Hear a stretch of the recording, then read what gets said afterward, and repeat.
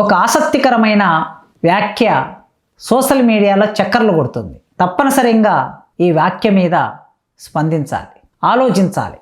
కేవలం స్పందన వరకు వదిలేయకుండా సీరియస్గా ఆలోచిద్దాం. ఆ వ్యాఖ్య చేసిన వ్యక్తి మామూలు వ్యక్తి కాదు. ప్రముఖ సినిమా హీరో, మొదటి వరుసలో సినిమాలో నెంబర్ 1 ఎవరు తెలుగు సినిమాలో అని ప్రశ్న వేసుకుంటే ఆ నెంబర్ 1 స్థానంలో ఉన్న మెగాస్టార్ చిరంజీవిని తోసివేసి ఆ మొదటి స్థానాన్ని ఆక్రమించడానికి ప్రయత్నం చేస్తున్న వ్యక్తి పవన్ కళ్యాణ్. స్వయాన చిరంజీవి తమ్ముడు పవన్ కళ్యాణ్ కేవలం సినిమా హీరో మాత్రమే కాదు, ఆయన ఆంధ్రప్రదేశ్ రాష్ట్రానికి ఉప ముఖ్యమంత్రి, జనసేన పార్టీకి అధ్యక్షుడు.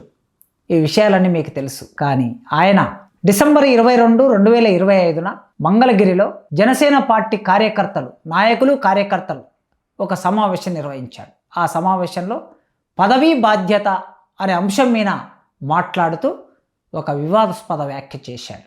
ఒకవైపు ఏమో అంబేద్కర్ గారి పేరు చెప్పి అనైలేషన్ ఆఫ్ క్యాస్ట్, కుల నిర్మూలన మాట్లాడతాం, ఇంకోవైపు కులాన్ని ఎగదోస్తూ ఉంటాం. BC schools, BC social welfare, SC ST welfare అని మనమే విడగొట్టి ఇవన్నీ చేస్తుంది జరగవా? అసలు పిల్లలకి కులం లేకుండా చేయవచ్చు కదా. ముందు అసలు ఒకటే స్కూల్ ఎందుకు పెట్టకూడదని ఆలోచన కలుగుతూ ఉంటుంది. రకంగా నేను పవన్ కళ్యాణ్ చేసిన వ్యాఖ్యను సమర్థిస్తున్నాను. పవన్ కళ్యాణ్ మాట్లాడిన విషయాన్ని సమర్థిస్తూ మద్దతు తెలియజేస్తున్నాను. ఏమంటున్నాడు ఆయన? కులం పోవాలి అంటున్నాడు. నిజమే, కులం పోవాల్సిందే. అనీలేషన్ ఆఫ్ క్యాస్ట్ అంబేద్కర్ రాశాడు. మనం అందరం కులం లేని సమాజాన్ని కోరుకోవాలి అని అంటున్నాడు. నేను కూడా కులం లేని సమాజాన్ని కోరుకుంటున్నాను. ఈ కోణంలో ఆయన మాటల్ని నేను అంగీకరిస్తున్నా. కానీ అక్కడి వరకు మాత్రమే అయితే ఎవరికీ అభ్యంతరం లేదు, అసలు వివాదమే లేదు. సమస్యలు ఎక్కడుందంటే ఎస్సీ ఎస్టీ బీసీ సంక్షేమ హాస్టల్లో ఉండటం మూలంగా కులాలకి పునాదిని ఏర్పాటు చేసినట్లు అవుతుంది.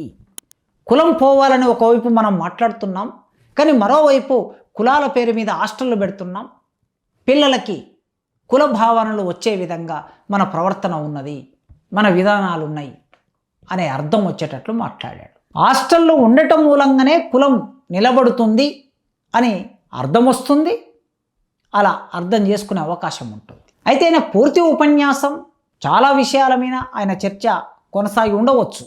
ఇది ఆ మధ్యలో చేసినటువంటి ఒక కామెంట్. ఈ కామెంట్కు ముందు మాట్లాడిన మాటలు, తర్వాత మాట్లాడిన మాటలు, వీటన్నిటిని సమన్వయం చేసుకొని వింటేనే దానికి సంపూర్ణ అర్థం వస్తుంది. కానీ ఆ కామెంటు ఒక ప్రత్యేకంగా విడిగా చూసినప్పుడు మాత్రం భిన్నమైన అర్థం, తప్పుడు సంకేతాలు ఇచ్చే అర్థం అందులో వ్యక్తమవుతుంది. అయినా ఆయన భారతదేశంలో ఒక ప్రముఖమైన వ్యక్తి కనుక ఆయన నోటి నుంచి వచ్చిన ఆ మాటకి ప్రాధాన్యత ఉంటుంది కనుక ఇది ఒక సందర్భాన్ని చేసుకొని మనం చాలా విషయాన్ని చర్చించవచ్చు. ఎస్సీ ఎస్టీ బీసీ హాస్టల్స్, కులాల పేరు మీద ఏర్పడిన ఈ హాస్టల్స్, ఇవి మాత్రమే కులాలకి ప్రాతిపదికగా ఉంటున్నాయా? కుల భావన రావడానికి మూలమవుతున్నాయా? అసలుకు భారతదేశంలో కులమే లేదా? ఇది వాస్తవ స్థితి కాదా? ఇలాంటి విషయాలు మాట్లాడాలి. మరి వారే మాట్లాడినట్లు తెలుగు సినిమా రంగం చాలా పెద్ద సినిమా రంగం, కొన్ని వేల కోట్ల లక్షల కోట్ల వ్యాపారం చేసే రంగం అది. మరి ఈ సినిమా రంగంలో 100 సంవత్సరాలు, 80 ఏళ్ళు దాటింది అనుకుంటా తెలుగు సినిమా రంగం. ఈ 80 ఏళ్ళు దాటిన తెలుగు సినిమా రంగంలో ఎస్సీలు హీరోలు ఎంతమంది ఉన్నారు, హీరోయిన్లు ఎంతమంది ఉన్నారు? ఎస్టీలు హీరోలు ఎంతమంది ఉన్నారు, హీరోయిన్లు ఎంతమంది ఉన్నారు? బీసీలు హీరోలు ఎంతమంది ఉన్నారు, హీరోయిన్లు ఎంతమంది ఉన్నారు? సీరియస్గా ఆలోచించాలి. ఒక రకంగా చూస్తే కాపులు తెలంగాణలో బీసీల్లో ఉన్నారు, ఆంధ్రప్రదేశ్లో బీసీలో చేర్చమని కొట్లాడుతున్నారు. ఒక రకంగా బ్రాహ్మణ, రెడ్డి, కాపు, కమ్మ ఈ 4 కులాలకు సంబంధించిన వాళ్ళే సినిమా రంగాన్ని శాసిస్తున్నారు. హీరో పాత్రలు వేసేవాళ్ళు, హీరోయిన్ పాత్రలు వేసేవాళ్ళు ఈ కులాల నుంచి వచ్చిన వాళ్ళు ఎక్కువ మంది ఉన్నారు. పవన్ కళ్యాణ్ గారు దాదాపు 30 ఏళ్ళ నుంచి సినిమా రంగంలో ఉన్నారు కదా. 30 ఏళ్ళ నుంచి మీరున్న ఈ రంగంలో కులం ఎంత కొట్టొచ్చినట్లు కనిపిస్తుందో మీరు చూడండి. ఇక మనం ఒక్కొక్క విషయాన్ని పరిశీలించి చూస్తే కులాలు సమాజంలో ఉన్నాయా, లేకపోతే హాస్టల్లో ఉన్నాయి కనుక కులాలు ఉన్నాయా? భారతదేశంలో 1000 సంవత్సరాల నుంచి కులాలు ఉన్నాయి. ఈ 1000 సంవత్సరాల నుంచి ఉన్న కులాలు ఎస్సీలను, ఎస్టీలను, బీసీలను ప్రధాన స్రవంతికి దూరం చేశాయి. వర్ణ వ్యవస్థ, కుల వ్యవస్థ.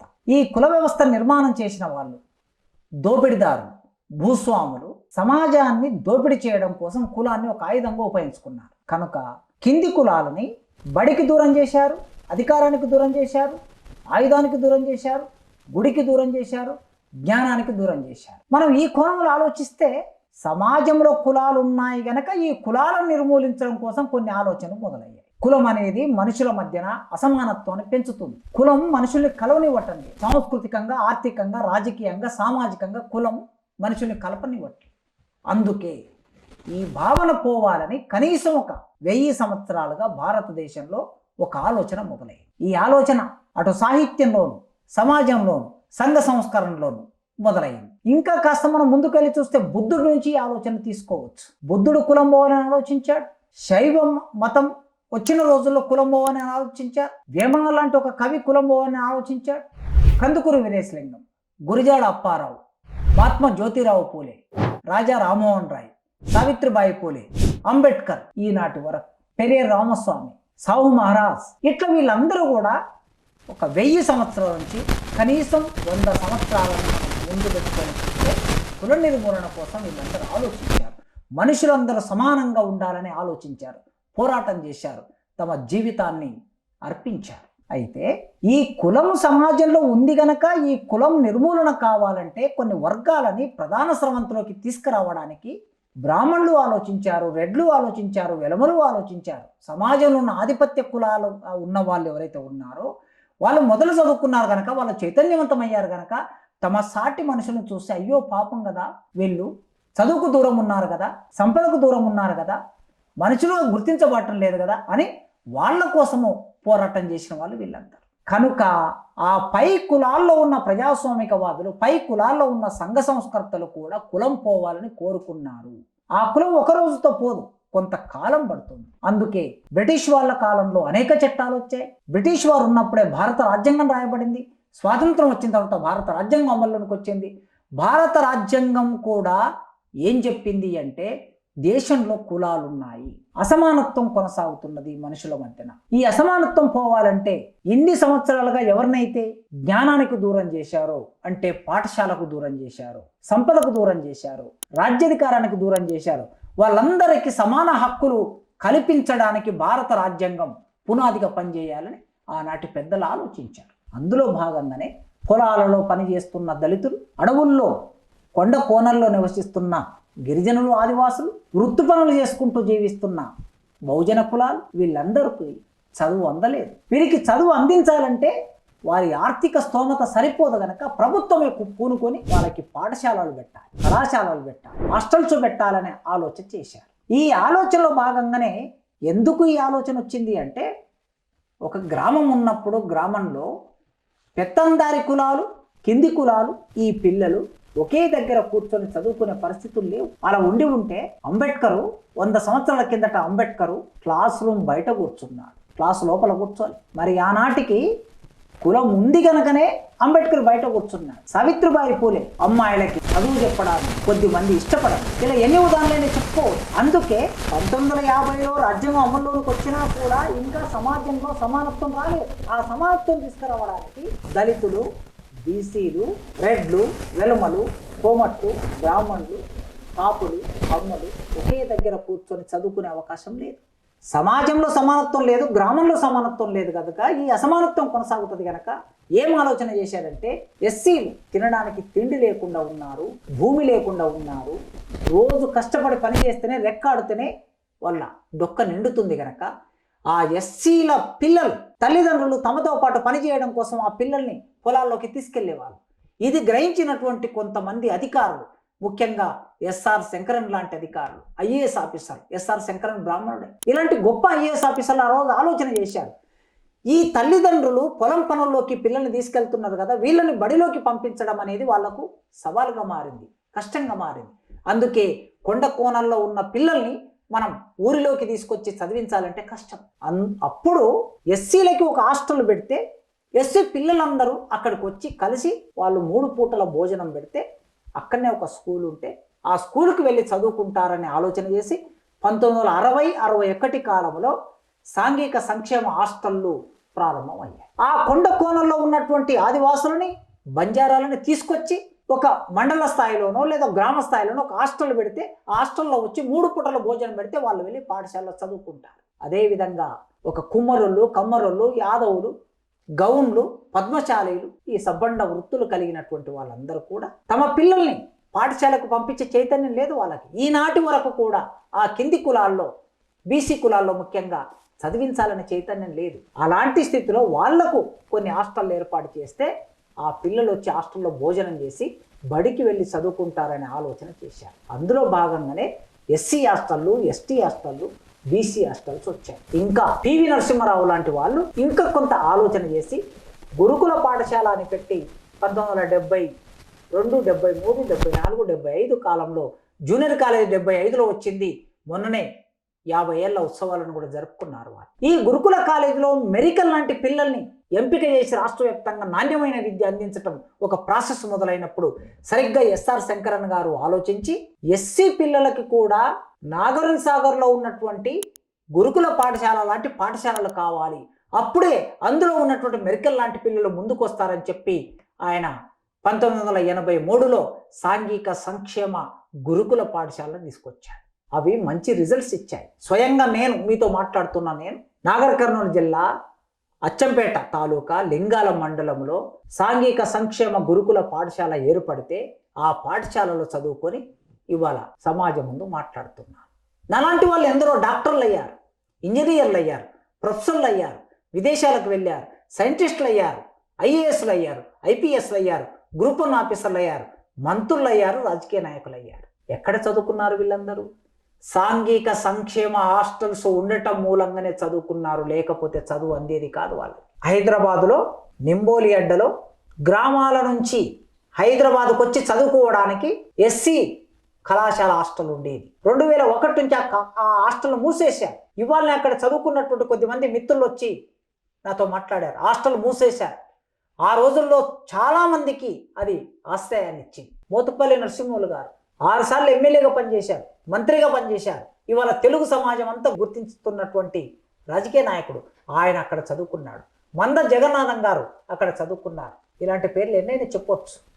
వీళ్ళందరికీ ఆధారమైన నింబోలి అడ్డ హాస్టల్ ఇవాళ మూసివేశారు. అంటే హాస్టల్ ఉంది కనుక చదువుకోగలిగారు. ఆ విధంగా సాంఘిక సంక్షేమ హాస్టల్ అయినా, ఎస్సీ గురుకులాలైనా, ఎస్టీ గురుకులాలైనా, బీసీ గురుకులాలైనా ఆ కులాలకి నాణ్యమైన విద్యను అందించాలనే ఉద్దేశంతో వచ్చాయి తప్ప కులాలను పెంచి పోషించడం కోసం ఆ విద్యాలయాలు రాలి.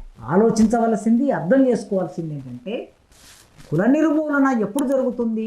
విద్యావంతులైనప్పుడు జరుగుతుంది, చైతన్యం వచ్చినప్పుడు జరుగుతుంది అని మనం ఆలోచిస్తున్నాం. కానీ విద్యావంతులైన వాళ్ళే ఎక్కువగా కులాన్ని పాటిస్తారు. ఎట్లా పాటిస్తున్నారు? కార్లు కొనుక్కుంటారు డబ్బులున్నోళ్ళు, ఇంకొంత డబ్బులున్న బండు కొనుక్కుంటారు. కార్ల మీద కమ్మ, రెడ్డి, బ్రాహ్మణ, వైశ్య, గౌడ, యాదవ్, ముదిరాజ్ ఎందుకు రాసుకుంటున్నారండి? ఇవి హాస్టళ్ళు కాదు కదా.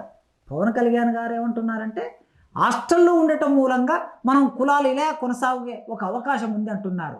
మరి కార్లను ఏం చేస్తారు? కార్ల మీద రాసుకుంటున్నారు. 2 వీలర్స్ని ఏం చేస్తారు? 2 వీలర్స్ని వాటి మీద రాసుకుంటున్నారు. మామూలుగా ఒకప్పుడు చూసేవాళ్ళం మనం ఫాదర్ గిఫ్ట్, మదర్ గిఫ్ట్, కొందరు గాడ్ గిఫ్ట్ అని రాసుకునేవాళ్ళు. ఇప్పుడు అవి పోయి కులాల పేర్లు రాసుకుంటున్నారు. అంటే కులం ఎక్కడుంది? మన ఆలోచనలో ఉంది. కులం సమాజంలో ఉంది. సమాజంలో ఉన్న ఒక వాస్తవ స్థితి కులం గనక ఆ కులాలన్నీ హాస్టళ్ళు తీసేస్తే కులాలు పోయే పరిస్థితి ఉండదు. నిజంగా ఆ లెక్కలు చూస్తే అసలు హాస్టళ్ళు కులాల పేరు మీద ఎవరు మొదలుపెట్టారో చూద్దామా చరిత్ర. బ్రాహ్మణ హాస్టల్ తెలుగు నేల మీద 100 సంవత్సరాల కిందట ఏర్పడింది. రెడ్డి హాస్టల్ హ్యాబిట్స్లో 100 సంవత్సరాల కిందట ఏర్పడింది. పద్మశాలి హాస్టల్, గౌడ హాస్టల్, కమ్మ హాస్టల్, వైశ్య హాస్టల్ ఇవి ప్రభుత్వాలు పెట్టలే. ఎవరు పెట్టుకున్నారు? డబ్బులు ఉన్నటువంటి పై కులాలు. Brahmana hostel, Reddy hostel, Vaishya hostel, Kamma hostel, Kapu hostel, Gowda hostel, Padmashali hostel. ఇలా చూస్తే డబ్బులు ఉన్న వాళ్ళు ఈ హాస్టల్ను పెట్టుకున్నారు. ఎవరి కోసం పెట్టుకున్నారు? వాళ్ళ పిల్లలు పట్టణాలకు వచ్చి చదువుకోవడానికి వసతి కల్పించాలని పెట్టుకున్నారు. అందులో తప్పేమి లేదు. వాళ్ళ పిల్లల కోసం వాళ్ళు పెట్టుకున్నారు. మరి డబ్బులున్నోళ్ళు పై కులాల వాళ్ళు మీరు హాస్టళ్ళు పెట్టుకొని మీ పిల్లలు వచ్చి అక్కడ చదువుకొని హైదరాబాద్లో ఈ హాస్టల్లో ఉండి నిజాం కాలేజీలో, ఉస్మాన్ యూనివర్సిటీలో మంచి మంచి కాలేజీలో చదువుకున్నారు. మరి కింది కులాల పిల్లలు చదువుకోవడానికి హాస్టల్ లేవి. మాల హాస్టల్, మాదిగ హాస్టల్, కుమ్మరి హాస్టల్, సాకలి హాస్టల్ లేదు కదా. లంబడోళ్ళ హాస్టల్, చెంచోళ్ళ హాస్టల్, గోండు హాస్టల్, కోయ హాస్టల్ లేదు కదా. ఇవి ఉండాలంటే ఆ కులాల్లో డబ్బులు ఉన్న వాళ్ళు ఉంటేనే కదా హాస్టల్ పెట్టుకోవడానికి, ప్రైవేట్ హాస్టల్.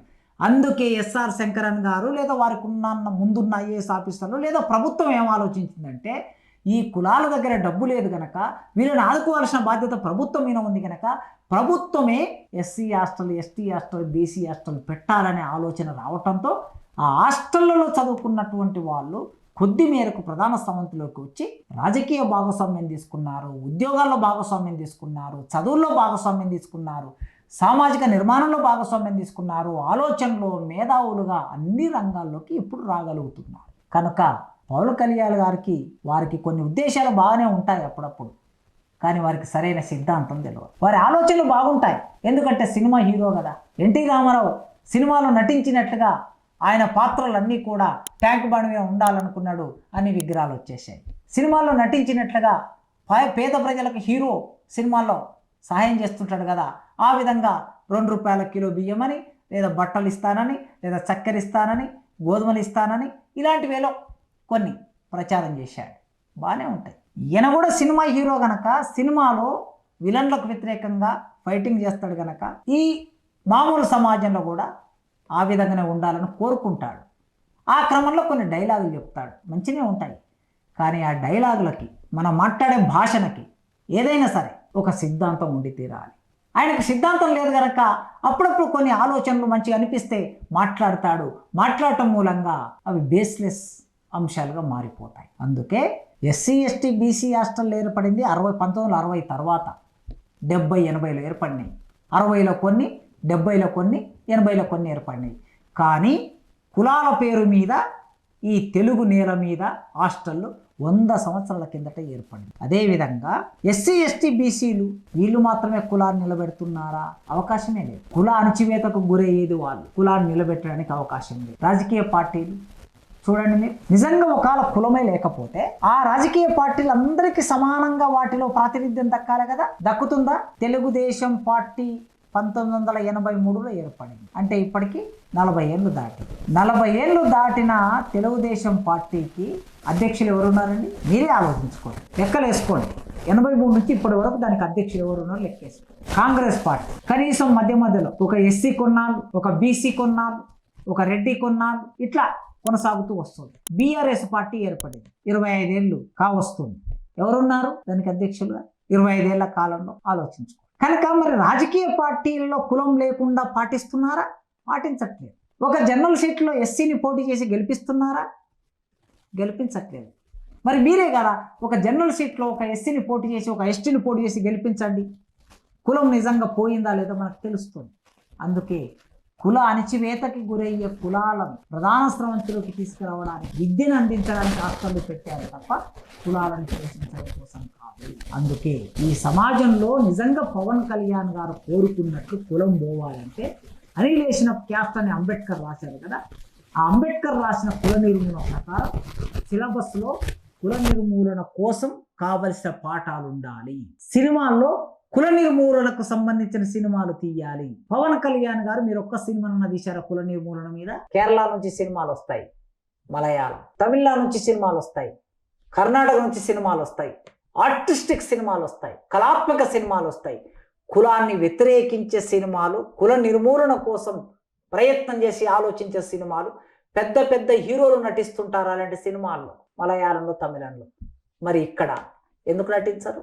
మరి పవన్ కళ్యాణ్ గారు అట్లాంటి సినిమా ఏం తీశారో నాకైతే తెలియదు. అందుకే కులం పోవాలంటే సిలబస్ మారాలి, కులం పోవాలంటే సినిమా మారాలి, కులం పోవాలంటే సీరియళ్ళు, టీవీలో వచ్చే సీరియళ్ళు మారాలి, పత్రికలు మారాలి. ఇన్ని మారినప్పుడు, భావజాలం అనే ప్రచారం జరిగినప్పుడు 1000 సంవత్సరాల చరిత్ర కలిగిన కులం పవన్ కళ్యాణ్ గారు ఉపన్యాసాలు ఇస్తే పోదు. దాని మీద నిర్మూలన కోసం అవిశ్రాంతంగా ఒక 100 సంవత్సరాల పోరాటం జరిగితే అప్పుడు కులం పోతుంది. కనుక పై విషయాల మీద కాకుండా పునాది విషయాల మీద దృష్టి పెట్టాలని, అలాంటి ఆలోచన చైతన్యవంతమైన తెలుగు సమాజం చేస్తుందని కోరుకుంటున్నాను.